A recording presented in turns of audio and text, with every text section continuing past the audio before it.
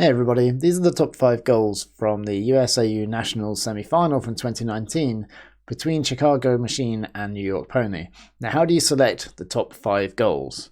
Do you pick layouts to save throws that have been pushed too far, skying a crowd of defenders to catch a huck that probably never should have been released, or do you go for slick, clean offense where the defense doesn't have a bid? What we did was go for a range of different appeals, including quality offensive flow, interesting defense being picked apart by adaptive offense, and a couple of hucks of course, including an epic catch.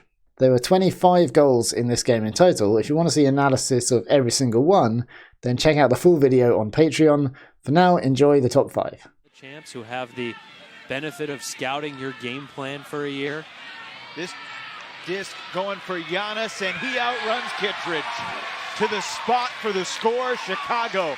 In this point, North throws deep to Giannis in the same third of the field. Chicago is cycling through side stack cuts, and when Joe White cuts deep, Spielman decides to poach off, even though White is quite closely covered.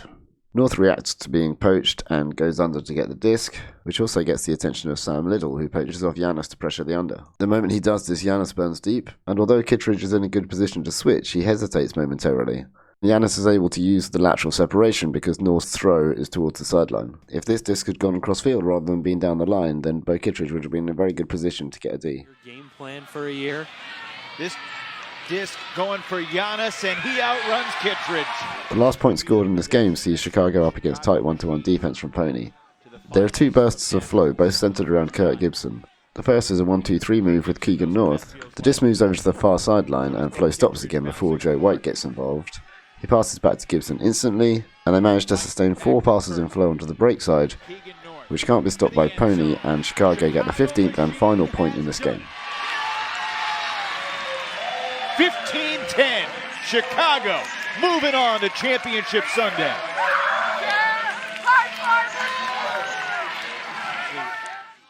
This is an interesting point, as you can see Chicago's team defense at work, and pinpoint one moment where they make an error which is very quickly punished by PoNY. Kocher again, lasers it to the end zone for Keegan.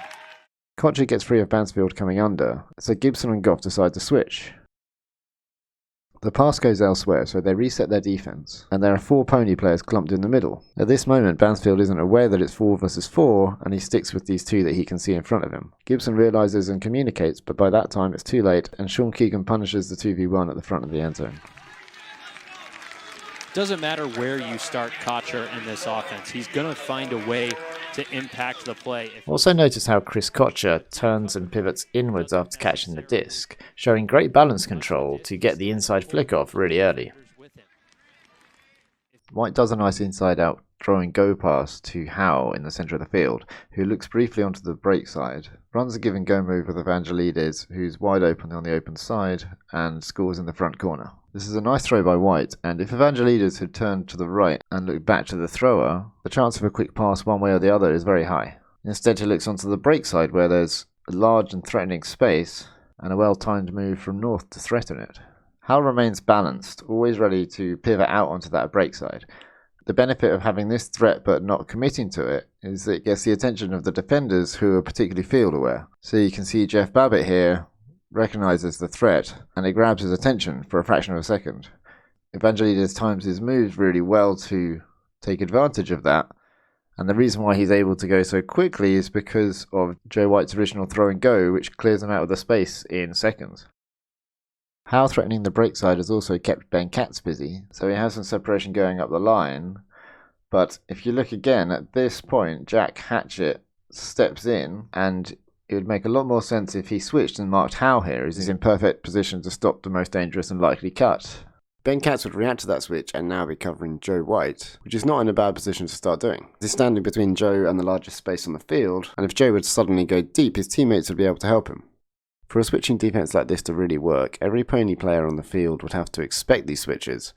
But this is kind of what Chicago's defense is doing. Sideline, maybe 1 or 2 bounces off the line, but just attacking that 4-side space with unders and strike cuts, and an easy finish, just proving to be too much for PoNY. Gibson rifles a booming backhand, looking for Bansfield, he's got it!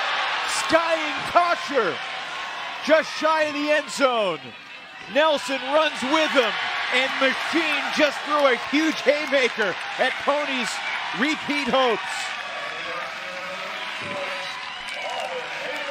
Is it too early to crown Johnny Bansfield the MVP of this game for Chicago Machine?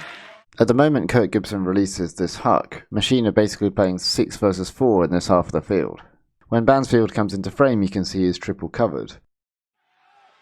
Chris Gotcher makes a gravity-defying bid on defense, but Bansfield's catch matches it, and his finishing throw into the end zone is perfect as he just sits it out to the space. Nelson runs with him.